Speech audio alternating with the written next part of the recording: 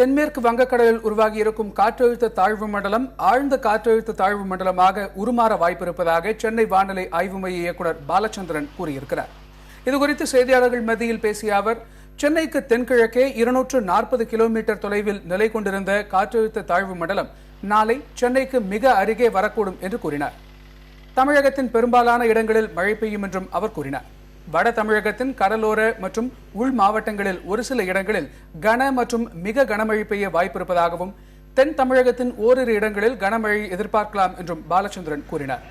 மேலும் சென்னையை பொறுத்தவரையில் தொடர் மழை பெய்யும் என்றும் அவ்வப்போது பலத்த தரைக்காற்று வீசவும் வாய்ப்பிருப்பதாகவும் அவர் கூறினார். குறைந்த காற்றழுத்த தாழ்வு மண்டலமானது வடமேற்கு திசையில் நகர்ந்து தற்பொழுது சென்னைக்கு 125 கிலோமீட்டர் தொலைவில் நிலை கொண்டுள்ளது.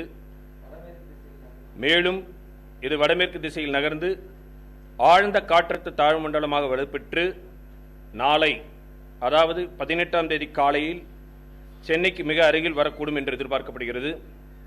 இதன் காரணமாக தமிழகத்தில் பெரும்பாலான இடங்களில் மழை பெய்யும்.